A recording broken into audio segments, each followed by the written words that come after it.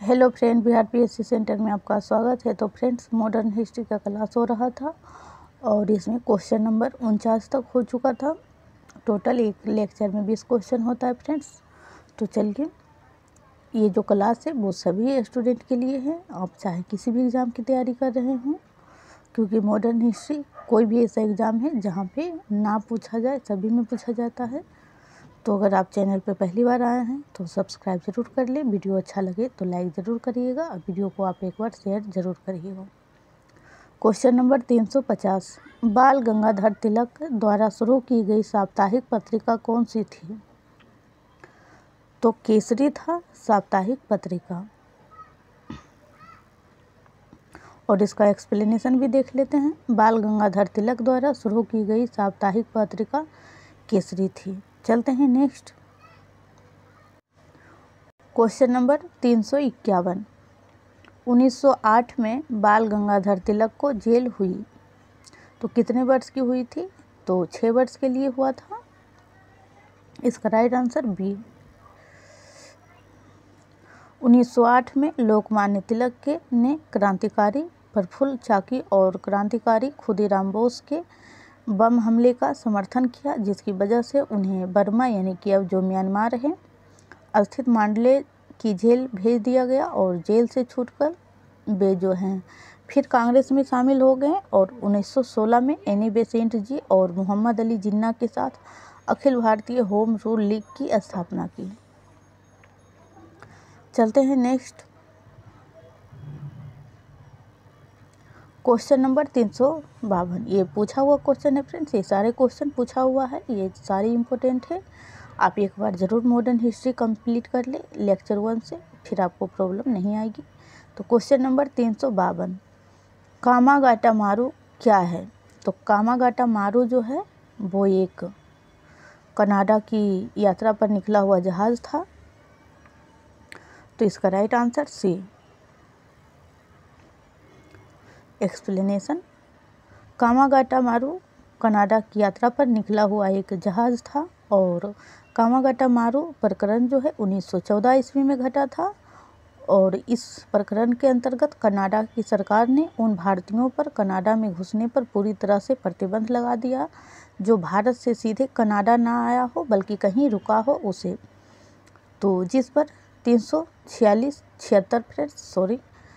376 यात्री सवार थे और उसे कनाडा में घुसने नहीं दिया गया। जब ये जहाज़ याकोहामा पहुंचा तब उससे पहले ही प्रथम विश्व युद्ध प्रारंभ हो गया और इसके बाद जब जहाज़ बजबज पहुंचा तो यात्रियों व पुलिस में झड़पें हुई और इसमें 18 यात्री मारे गए और जो शेष बचे थे वे जेल में डाल दिए गए।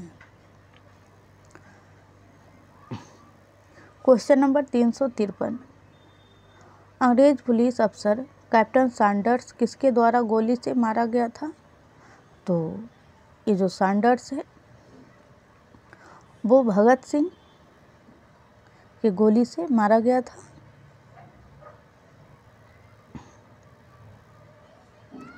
भगत सिंह पर कई किताब लिखने वाले जेएनयू के पूर्व प्रोफेसर चमन लाल ने बताया सैंडर्स पर सबसे पहले गोली राजगुरु ने चलाई थी, उसके बाद भगत सिंह ने, और सैंडर्स पर गोली चलाई ये तो हो गया।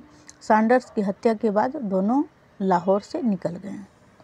तो पहला ये भी क्वेश्चन पूछा जा सकता है फ्रेंड्स। और अब इतना ही गहराई से पूछता है क्योंकि पहला गोली जो है चलाया गया था राजगुरु के द्वारा सैंडर्स के ऊपर। क्वेश्चन नंबर 354, महात्मा गांधी को सर्वप्रथम राष्ट्रपिता किसने कहा था? तो महात्मा गांधी को जो राष्ट्रपिता कहा था वो सुभाष चंद्र बोस के द्वारा ही कहा गया था सिंगापुर से, जब उन्होंने फॉरवर्ड ब्लॉक का स्थापना किए थे और भारत की ओर बढ़ने से पहले। महात्मा गांधी को पहली बार सुभाष चंद्र बोस ने राष्ट्रपिता कहकर संबोधित किया था 4 जून 1944 की सिंगापुर रेडियो से एक संदेश प्रसारित करते हुए राष्ट्रपिता महात्मा गांधी कहा था। और बताया जाता है कि नेताजी और महात्मा गांधी एक दूसरे के भरपूर सम्मान करते थे, बस थोड़ा सा वैचारिक मतभेद रहते थे, लेकिन इसके साथ दोनों के बीच कुछ मुद्दों को लेकर मतभेद, वही वैचारिक मतभेद हुआ करती थी। क्वेश्चन नंबर 355, चंपारण सत्याग्रह के दौरान महात्मा गांधी के साथ कौन शामिल थे? तो राजेंद्र प्रसाद और अनुग्रह नारायण सिंह। बिहार स्पेशल से संबंधित क्वेश्चन है फ्रेंड्स, और हमने बिहार स्पेशल कंप्लीट करवा दिए हैं टोटल। आपको अगर कहीं से भी बिहार स्पेशल से क्वेश्चन आता है तो आप अगर प्ले लिस्ट है बना हुआ है फ्रेंड्स, 40-41 लेक्चर है, तो आप उसे ज़रूर देख लें, फिर आपका बिहार स्पेशल कंप्लीट हो जाएगा। चंपारण का एक किसान आंदोलन अप्रैल 1917 में हुआ था। गांधी जी ने दक्षिण अफ्रीका में सत्याग्रह और अहिंसा के अपने आजमाए हुए अस्त्र का भारत में पहला प्रयोग चंपारण की धरती पर किया और देश को राजेंद्र प्रसाद, आचार्य कृपलानी, मजहरूल हक और ब्रजकिशोर प्रसाद जैसी महान विभूतियों को भी इस आंदोलन से इसी आंदोलन में इन लोगों से मिले थे। क्वेश्चन नंबर 356, वर्ष 1932 में अखिल भारतीय हरिजन संघ के संस्थापक कौन थे? 1932 में अखिल भारतीय हरिजन संघ, तो इनके जो संस्थापक हो जाएंगे वो महात्मा गांधी हो जाएंगे। महात्मा गांधी हरिजन को भगवान के समान मानते थे। हरि यानी कि भगवान और जन मतलब जनता,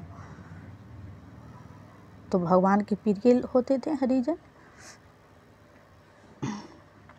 ऐसा हमने नहीं बल्कि महात्मा गांधी जी ने स्वयं कहे थे। हरिजन सेवक संघ एक अखिल भारतीय संगठन है जिसका निर्माण गांधी जी ने 1932 में हिंदू समाज से अस्पृश्यता मिटाने के लक्ष्य से किया था। क्वेश्चन नंबर 357, इनकिलाब का नारा किसने दिया था? तो इनकिलाब का जो नारा दिया था फ्रेंड्स वो दिए थे भगत सिंह, लेकिन ये जो इनकिलाब है उनका इकबाल जो है इन्होंने लिखा था।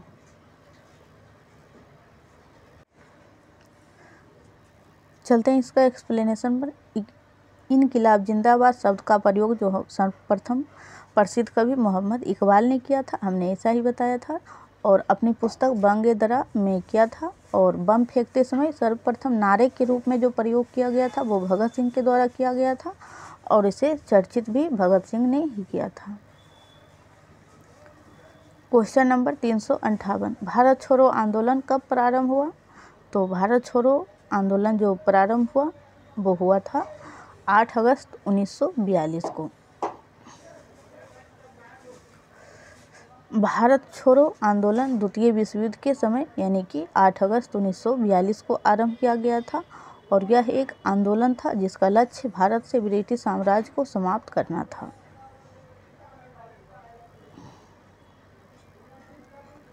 क्वेश्चन नंबर 359, निम्नलिखित में से कौन क्रिप्स मिशन के साथ कांग्रेस के आधिकारिक वार्ताकार थे? यानी कि क्रिप्स मिशन जो भारत आया था तो अंग्रेज की तरफ से कांग्रेस के आधिकारिक इधर जो क्रिप्स मिशन की ओर से अंग्रेज थे, और कांग्रेस की ओर से जो अध्यक्षता या अधिकारिता जो भी किए वार्ताकार वो थे पंडित नेहरू और मौलाना अबुल कलाम आज़ाद। एक्सप्लेनेशन देख लीजिए फ्रेंड्स।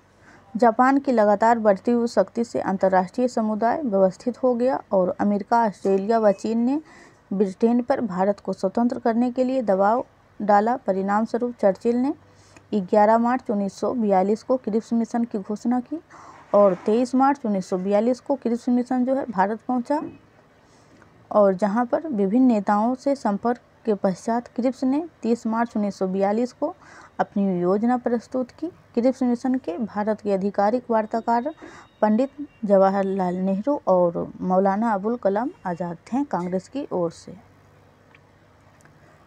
क्वेश्चन नंबर 360, आनंद मठ के लेखक कौन हैं?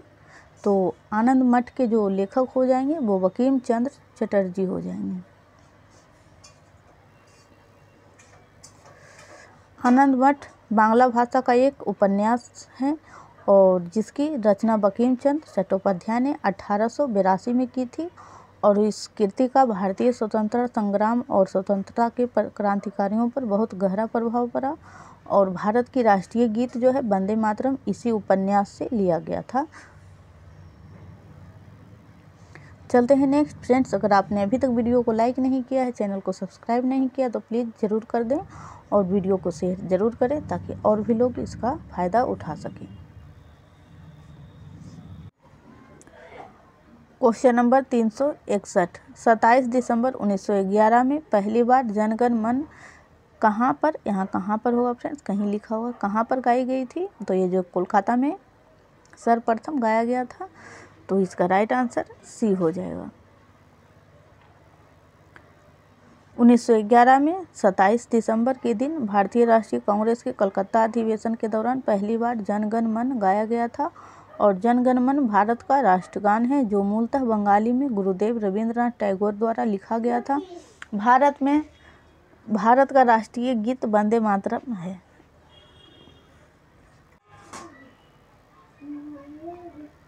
Question number 362। अमेरिका में फ्री हिंदुस्तान अखबार किसने शुरू किया था, तो अमेरिका में फ्री हिंदुस्तान अखबार जो शुरू किया गया था वो किया गया था तारकनाथ दास के द्वारा। थोड़ा सा और ऊपर कर देते फ्रेंड, तारकनाथ के द्वारा। अमेरिका में यानी वैंकूवर फ्री हिंदुस्तान अखबार तारकनाथ दास ने शुरू किया और इसके माध्यम से सामाजिक सुधारों की आवाज़ उठाई गई और वर्ष 1910 में भारतीय सेना से अंग्रेज़ों के खिलाफ विद्रोह का आह्वान किया। चलते हैं नेक्स्ट। और फ्रेंड्स इस चैनल पे chapter wise history, polity, economy सभी का क्लास होता है, तो आप यहाँ से अपनी तैयारी को अच्छे कर सकते हैं क्योंकि यहाँ जो भी होता है चैप्टर वाइज आपको एग्ज़ाम में क्वेश्चन छूटने की संभावना बिल्कुल नगण्य होती है। तो क्वेश्चन नंबर 363। 1935 के भारत अधिनियम द्वारा प्रस्तावित फेडरल यूनियन में राजसी प्रांतों को शामिल करने के पीछे अंग्रेज़ों की असली मंशा थी, तो इसका राइट आंसर हो जाएगा डी, यानी कि राष्ट्रवादी नेताओं के साम्राज्यवाद विरोधी सिद्धांतों के व्यर्थ करने के लिए राजाओं का इस्तेमाल करना। चलते हैं नेक्स्ट।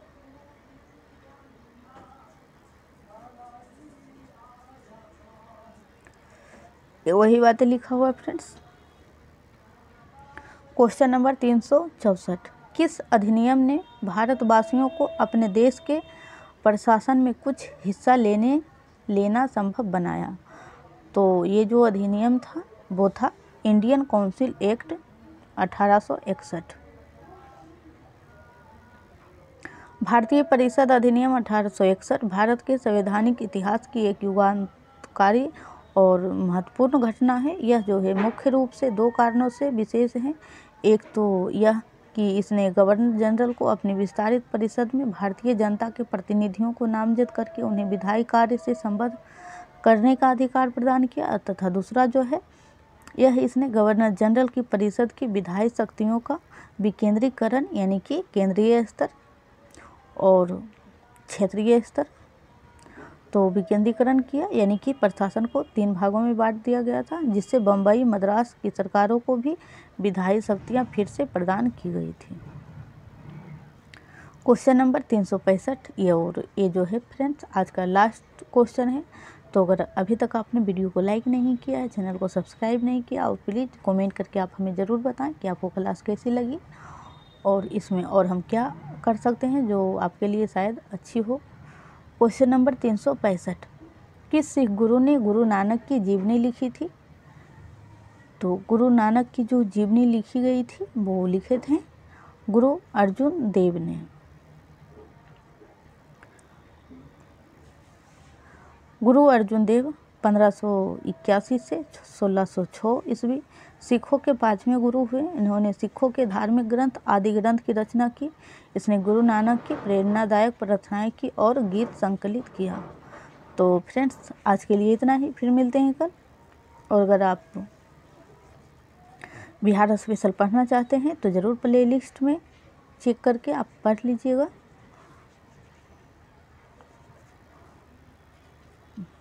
तो बस इतना ही आज।